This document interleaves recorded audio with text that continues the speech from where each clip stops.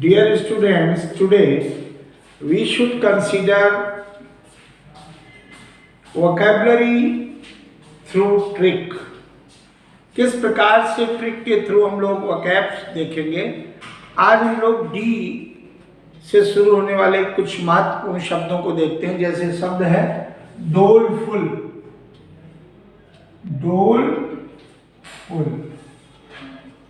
अब without option भी बता सकते हैं, लेकिन चूंकि परीक्षा में 4 ऑप्शन होंगे तो आप भी उनको ध्यान से देख सकते हैं।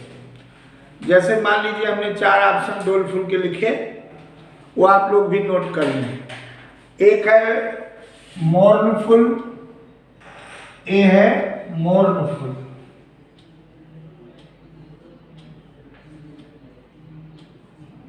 बी है रिग्रेटफुल,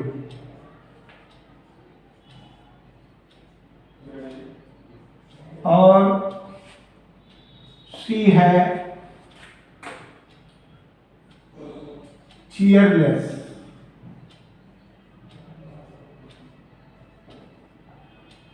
और डी है चीयरफुल। अब आप लोग इसको ध्यान से देखें। देखिए 4 ऑप्शन आपने नोट किए। जाहिर सी बात है कि परीक्षा में भी 4 ऑप्शन आपको मिलेंगे और परीक्षा में पूछा जाएगा कि इसका एप्रोप्रिएट सिनोनिम क्या है। ये सेम मीनिंग वाला हम लोग आज चर्चा कर रहे हैं। तो जब परीक्षा में ये पूछा जाता है कि इसका सेम मीनिंग क्या है, तो जरा आप देखिए, इसमें डोलफुल शब्द को थोड़ा सा रीजनिंग के थ्रू समझें। जो चीज डोलफुल है, भाव ये है कि उसमें एक संभावना नहीं है, अस्थिरता है, स्थिरता नहीं है। तो ऐसी स्थिति में मोर्नफुल माने शोकपूर्ण, रिग्रेटफुल पश्चातापपूर्ण, चीयरलेस माने अप्रसन्न, प्रसन्नता से रहित, और ये प्रसन्न। तो इसका जो मीनिंग है वो नेगेटिव सेंस संसूचित कर रहा है, इसलिए डोलफुल का चीयरलेस। यानी कि अब देखो, आप कहेंगे कि ये मोर्नफुल क्यों नहीं हुआ, शोकपूर्ण, पश्चातापपूर्ण, चीयरलेस क्यों नहीं हुआ। अंतर है, शोक करुणा से नहीं होता है, कोई भी करुणा का, दुख का भाव आ गया। रिग्रेट गलती से होता है, और चीयरलेस मानव प्रकृति में, मानव स्वभाव में जो है प्रसन्नता और अप्रसन्नता का भाव होता है। तो ये जो है वो मोस्ट एप्रोप्रिएट चीयरलेस है डोलफुल की नजरिए से, जिसमें एक स्थिरता न हो। अब एक और हम लोग लेते हैं।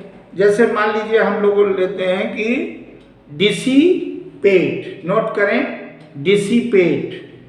अब डिसिपेट में DISSIPATE।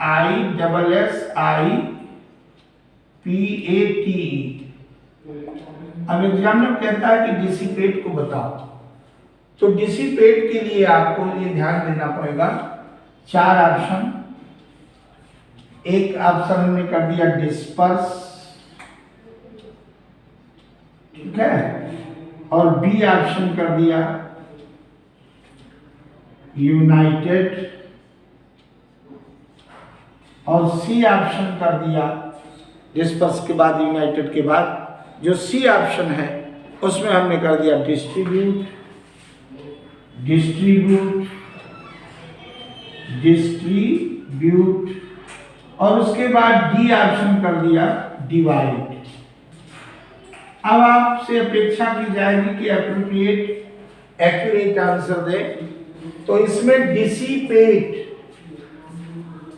देखिए डिस बना, जो डिस शब्द आता है ये एक प्रीफिक्स है, और ये प्रीफिक्स उपसर्ग जिसको कहते हैं हिंदी में, उपसर्ग या प्रीफिक्स जो इंग्लिश में, वो पहले आएगा। तो डिस और सिपेट अलग अलग कर दो। तो इसका मतलब जो चीज सिपेट है, सिपेट कहते हैं एक साथ है व्यवस्थित, और उसमें डिस आ गया तो नेगेटिव यानी अव्यवस्थित, डिस्पर्स, तितर बितर, इसलिए एप्रोप्रिएट आंसर हो गया डिस्पर्स। डिसिपेट का डिस्पर्स, ये दिमाग में रखें, ये सेम इन मीनिंग। इसके बाद मान लीजिए हम लोग करते हैं एक शब्द है डिफाइल, शब्द नोट करें डिफाइल, इधर लिखते हैं डी फाइल। अब डिफाइल के 4 ऑप्शन दे दिए, एक ऑप्शन दे दिया सिलेक्टेड, और दूसरा ऑप्शन दे दिया, एक ऑप्शन हो गया सिलेक्टेड और दूसरा ऑप्शन दे दिया मान लीजिए पॉल्यूटेड, पॉल्यूटेड। सी ऑप्शन दे दिया कलेक्टेड, और डी ऑप्शन दे दिया मैनेज्ड। अब आप देखिए 4 ऑप्शन मिलेंगे परीक्षा में भी, और उसके हिसाब से कैसे चुनेंगे हम। डी प्रीफिक्स है, और जैसे डी प्रीफिक्स, जैसे इसमें डिस आया था नेगेटिव, वैसे इसमें डी भी नेगेटिव देगा। तो अब नेगेटिव कहा नहीं कि आप खुद पकड़ लीजिए कि एक ही नेगेटिव इसमें है, पॉल्यूटेड, डिफाइल का पॉल्यूटेड। इस प्रकार से कभी कभी सीधे सीधे मिल जाएगा। अब जैसे हमने कहा डिनाउमेंट, बहुत ध्यान से देखें, डिनाउमेंट आता है तो, और ये डिनाउमेंट उसमें भी आता है, किसमें, नाटक में, एक लिटरेरी टर्म में भी है। तो लिटरेरी टर्म में डिनाउमेंट को हम लोग लिखते हैं, जैसे DNOUEMENT,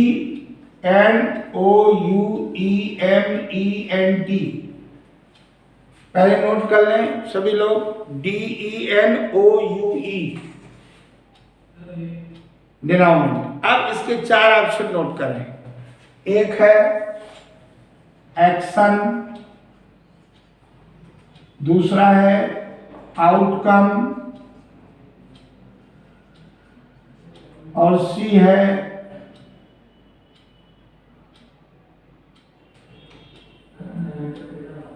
हमने कर दिया कलेक्शन, और डी कर दिया परमिशन। अब देखिए इसमें ध्यान दें कि डिनाउमेंट, अब इसमें डी नेगेटिव सेंस वाला भाव नहीं आया, ये 2 शब्द हो गए, नाउन है डिनाउमेंट, यानी कि जो चीज आपने शुरू की अब वो उसका परिणाम आ गया, फाइनल हो गया, तो क्या हो गया, आउटकम, यानी कि हर चीज का उपसंहार हो गया, कंक्लूड हो गया, आउटकम आ गया, रिजल्ट आ गया। इस प्रकार से भाव आप लोग लेकर के तब उसको करेंगे। एक और शब्द हमने कहा, जैसे आया, मान लीजिए शब्द नोट करें,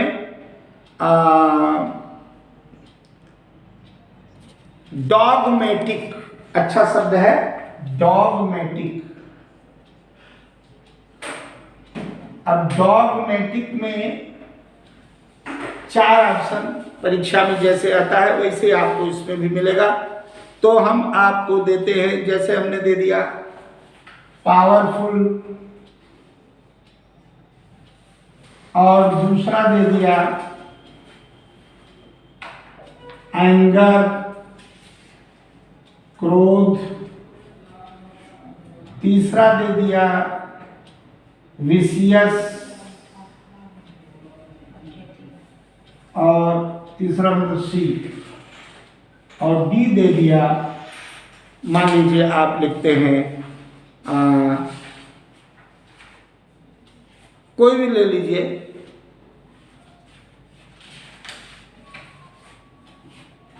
यहां पे ले लीजिए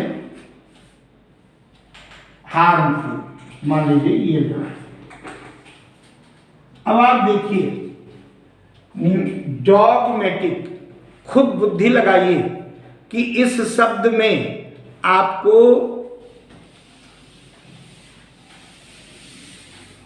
पावरफुल, एंगर, विशियस, हार्मफुल, ये 4 ऑप्शन मिले। और भाव यह है कि डॉग का जो स्वभाव होता है भौंकने का, तो डॉगमेटिक यानी जो अपनी कहते ना क्या भौंक रहे हो, तो भौंकने से तात्पर्य हुआ कि कुछ ज्यादा ही अपनी राय देना, उसको हम कहते हैं ज्यादा ही राय देना। तो मैंने देखा कभी कभी इसमें है ही नहीं, तो ऐसे में ई दे देते हैं, नन ऑफ देम मान लीजिए, तो हम लोग नन ऑफ देम, क्योंकि इसका अर्थ होता है कभी कभी नहीं भी होगा, कोई मीनिंग नहीं हो, तो आपको नन ऑफ देम, अगर ई दिया है तो आप ई को चुन लेंगे, मीनिंग जान लें। डॉगमेटिक का मतलब होता है जो एक्सेसिवली ओपिनियनेटेड हो, ओपिनियन कुछ ज्यादा बढ़ चढ़ के राय देता हो बिना मतलब, एक्सेसिवली, ध्यान रखो, ठीक है, ओपिनियन होता है, ओपिनियनेटेड। अब इसमें ओपिनियन जो दिया, एक्सेसिवली ओपिनियनेटेड, एक्सेसिवली ओपिनियनेटेड का मतलब अत्यधिक राय देना, ये अर्थ होता है। तो कभी कभी उससे इतर हो तो उसको वैसे कर लो, अर्थात ई दिया है तो नन ऑफ देम मीनिंग है, तो उसकी मीनिंग भी जान सकते हो, यह भी एक तरीका समझने की जरूरत है अगर देता है ऐसे। एक शब्द हम लोगों ने डी से लिया, जैसे मान लीजिए आप कोई शब्द आप लोग बोले, हाँ बोलिए, क्या बोला? आप कह रहे हैं कि शब्द है डॉग, छोटा सा शब्द है DAUB। अब डॉग का शब्द DAUB नोट किया। अब आप देखिए डॉग का क्या लेंगे हम लोग, जैसे DAUB और इसका ए ले लिया पेंट, ठीक है, और बी ले लिया, डॉग का पेंट ले लिया, और उसके बाद ले लिया कि एडवर्टाइज ले लिया, एडवर्टाइज, और सी ले लिया प्रोपोगेट, और डी ले लिया वेरी डीप। अब जरा आप ध्यान से देखिए, पहले तो ये डॉग वर्ब है, तो वर्ब वाला ही लेंगे।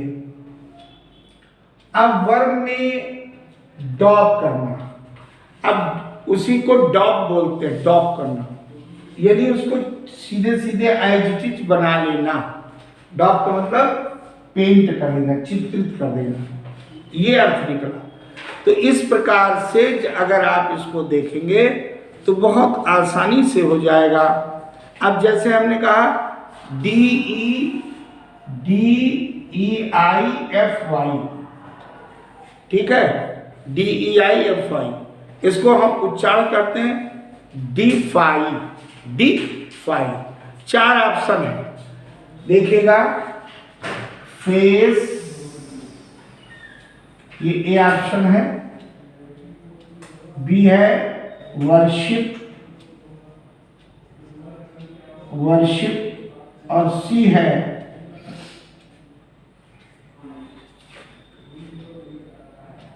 परसुएट, किसी को मनाना, और डी है रोकना, स्टॉप। अब देखिए ये DEI जो डिटी होता है, डिवाइन होता है, ये दिव्यता की ओर सूचित करता है, डिफाइन, और वर्ब के रूप में है। तो फेस करना, सामना करना, वर्शिप, दिव्यता किसमें आएगी? वर्शिप। इसलिए एप्रोप्रिएट आंसर क्या होगा? वर्शिप। इस प्रकार से जब आप इसको एक और शब्द ले लें, जैसे हम लोग कहते हैं डॉज, DOD, ची, ए ले लिया अवॉइड, बी ले लिया प्रिवेंट, सी ले लिया प्रिसाइड, और डी ले लिया डाइवर्ट। अब आप देखिए कि ये डॉज जो शब्द है वो वर्ब है, DODG, और डॉज। भाव ये ले लें आप लोग कि जब डॉज शब्द कहते हो तो उससे क्या भाव निकलता है? डॉज शब्द से कहने से क्या भाव निकलता है? बहुत ध्यान से करिए। जब हम लोग डॉज शब्द बोलते हैं तो डॉज का भाव होता है डू और फिर डोंट डैश, डू डैश, यानी कि करने से उसको डैश करो, परहेज करो। करने से परहेज करने में क्या आएगा? अवॉइड। इस प्रकार से इसका प्रयोग आप ज्यादा से ज्यादा करेंगे। एक और शब्द ले लीजिए, बहुत छोटा सा शब्द है डड, DUD, देख लीजिए डड, DUD। अब डड शब्द को जब हम यूज करते हैं तो किस प्रकार से करते हैं? ध्यान से देखिए, DUD, ए कर दिया फेल्योर, बी कर दिया सक्सेस, सी कर दिया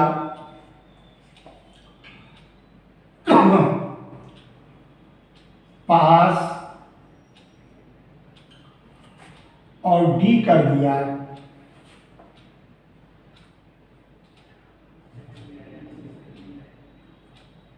एडेप्ट।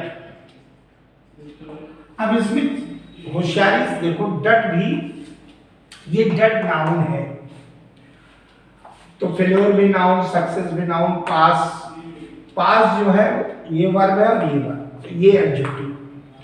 तो ये वर्ब एडजेक्टिव तो होगा नहीं, जिस पार्ट से आप इसमें उसी से सिमिलरिटी होगी ना। तो डट, अब ये पॉजिटिव है नेगेटिव, ये नेगेटिव है पॉजिटिव, तो इसमें हम लोग नेगेटिव वाला देखें क्योंकि भाव है DUD, डट, यानी उसमें असफलत हो गया, डट हो गया, खत्म हो गया, ये वाला है। इस प्रकार से through trick, if you try to solve या try to take out the meaning frequently, by this way your vocabulary power easily may be strengthened, उसको एनरिच कर सकते हो। इसलिए आगे अगले वीडियो में फिर हम चर्चा करेंगे। Thank you very much.